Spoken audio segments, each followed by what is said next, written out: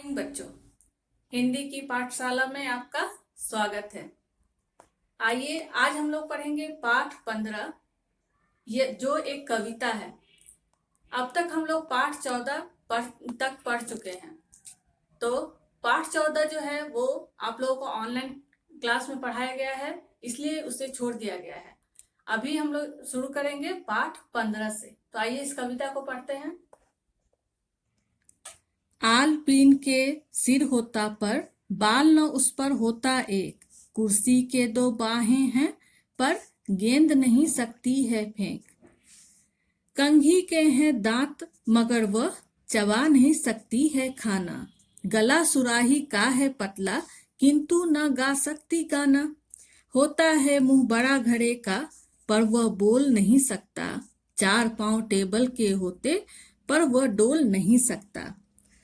जूते के हैं जीभ मगर वह स्वाद नहीं चख सकता है, आंखें होते हुए नारियल कभी न कुछ लग सकता है मनुष्य के पास सभी कुछ, ले सकता है सबसे काम, इसीलिए दुनिया में सबसे बढ़कर है उसका ही नाम।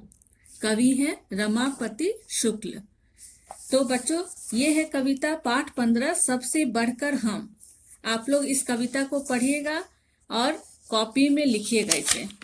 इसके बाद शब्दार्थ, कविता के बाद शब्दार्थ कॉपी में लिखना है। बाहें भुजाएं, घड़े मटके, डोल चल फिर, लख देखना। और इसके बाद आप लोग जानते ही हैं कविता का प्रश्न उत्तर नहीं करना है, इसे छोड़ देना है, छोड़ दीजिएगा आप लोग। फिर इसे पुस्तक में ही कर लीजिएगा। सही उत्तर पर टिक लगाओ। दो बाहें होते हुए भी कुर्सी क्या नहीं कर सकती है? दो बाहें होते हुए भी कुर्सी गेंद नहीं फेंक सकता है। तो हम लोग इसे क्या करेंगे? यहाँ गेंद फेंकना। ठीक है।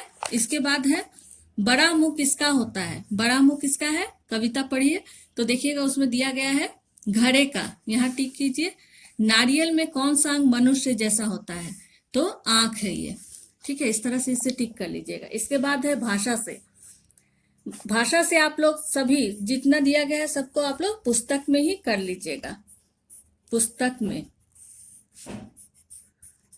जो भी है। तो नंबर 1 में है वचन बदल कर लिखो। तो कुर्सी का कुर्सियां, गेंद गेंदे, उंगली का उंगलियां, घड़े का घड़ा। यहाँ घड़े बहुवचन में है इसलिए हम लोग वचन बदलना है, तो घड़ा हो जाएगा एक वचन। जूते जूता, आंखें आंख। तो ये हो गया वचन बदल कर लिखो।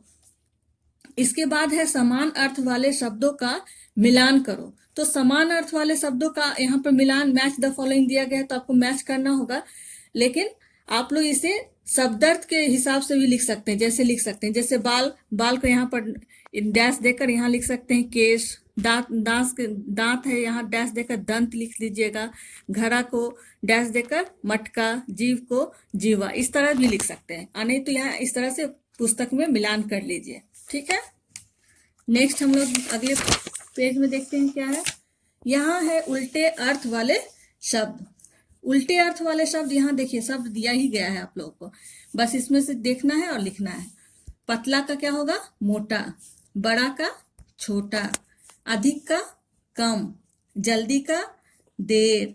मित्र का शत्रु। समीप का दूर। फिर यहाँ इसे भी पुस्तक में ही कर लीजिएगा आप लोग। फिर नंबर 4 में है शब्दों को क्रम से लिखकर सही वाक्य बनाओ। तो ये इस तरह से लाइन दिया गया है, इसे सही तरह से लिखना है आप लोग को। गेंद नहीं फेंक सकती है, फिर चबा नहीं सकती है खाना, तो खाना नहीं चबा सकती है। आप लोग और 2 है, इसे भी आप लोग लिख लीजिएगा यहाँ पुस्तक में। तो ये पाठ यहीं पे समाप्त हो गया। इस पाठ से कॉपी में केवल आपको कविता लिखना है और शब्दार्थ लिखना है। बच्चों देखा, ये थी कविता सबसे बढ़कर हम। इस कविता में क्या समझाया गया कि जिस तरह देखिए, कुर्सी है उसकी बाहें हैं, घड़ा है उसका मुंह है, सुराही है उसका गला है, और नारियल है उसकी आंखें हैं, लेकिन फिर भी वो उन सब का प्रयोग नहीं कर सकता, उनका उपयोग नहीं कर पाता है। एक मनुष्य ही है जिसके पास भी ये सभी चीज है और वो उन सभी का उपयोग करता है, उन सभी का प्रयोग करता है। इसलिए मनुष्य क्या है, उन सब से श्रेष्ठ है।